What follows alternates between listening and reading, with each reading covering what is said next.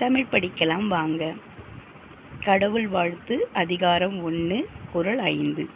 இருள் சேர் இருவினையும் சேரா இறைவன் பொருள் சேர் புகழ் புரிந்தார் மாட்டு.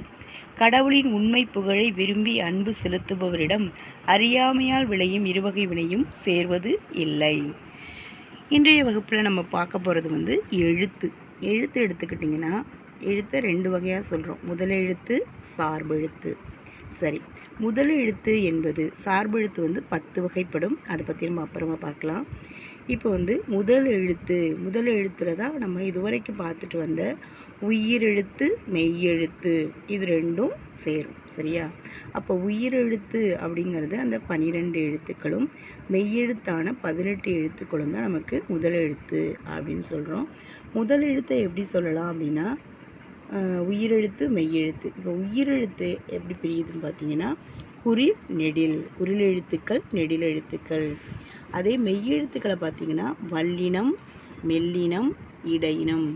அந்த 18 எழுத்தும் 6 பிரியுது. இங்கே பார்த்திங்கன்னா குறில் 5, நெடில் 7. அது என்ன குறில்? அப்போ குறில் அப்படிங்கிறது குறுகிய ஓசை உடையது. இப்போ அ, இ, உ, ஏ, ஓ அப்படின்னு தான் சொல்லுவோம். சரியா? அதே இதை பார்த்திங்கன்னா ஆ, ஈ, ஊ, ஏ, ஐ, ஓ, ஔ, அதாவது நீண்ட ஓசை உடையது. அதனால் அதை நெடில் அப்படின்னு சொல்லுவோம். சரியா? இப்போ இதில் நீங்கள் இந்த ஓசையை வைத்தே நீங்கள் இன்னொன்று விஷயமும் அறிஞ்சிக்கலாம். அது என்ன அப்படின்னு சொன்னால் மாத்திரை அப்படின்னு சொல்லுவோம். சரியா?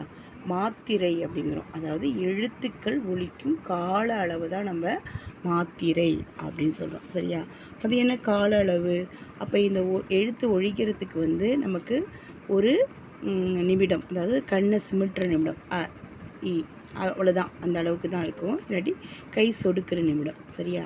அவ்வளோதான் ஆகும். இப்போ இது பார்த்திங்கன்னா ஆ, ஈ அப்படின்னு 2 தடவை கண்ணிமிக்கிறது, இல்லாட்டி கை சொடுக்குக்கு ஆகும். அதனால் அதுக்கு பார்த்திங்கன்னா 2 மாத்திரை, இதுக்கு பார்த்திங்கன்னா 1 மாத்திரை. ஒளி எழுத்துக்கள் ஒலிக்கும் கால அளவை தான் நம்ம மாத்திரை அப்படின்னு சொல்கிறோம். அடுத்தது பார்த்திங்கன்னா அரை மாத்திரை ஒன்று இருக்குது. 3 மாத்திரை. என்னென்ன மாத்திரைன்னு பார்த்திங்கன்னா 1, 2, அரை. சரி, எதெல்லாம் அரை மாத்திரைகள்? இந்த மெய்யெழுத்து 18 இருக்கு இல்லையா? இந்த மெய்யெழுத்து இக்கு, இங்கு, இச்சு, இன்னு வரைக்கும் அந்த மெய்யெழுத்து எல்லாத்துக்குமே அரை மாத்திரை தான். சரியா? குறுகிய ஓசையுடையது குறில், நீண்ட ஓசையுடையது நெடில். அடுத்தது அதை வச்சு நம்ம பார்த்தது இன்னொரு விஷயம் என்னென்னு பார்த்திங்கன்னா மாத்திரை. ஓகேவா?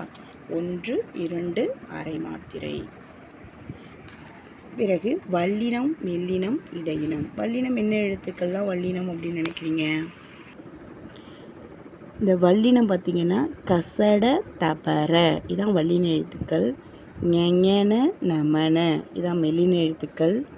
இடையினம் கீழே பாருங்கள், எரள, வழல இதுதான் இடையின எழுத்துக்களாக இருக்குது.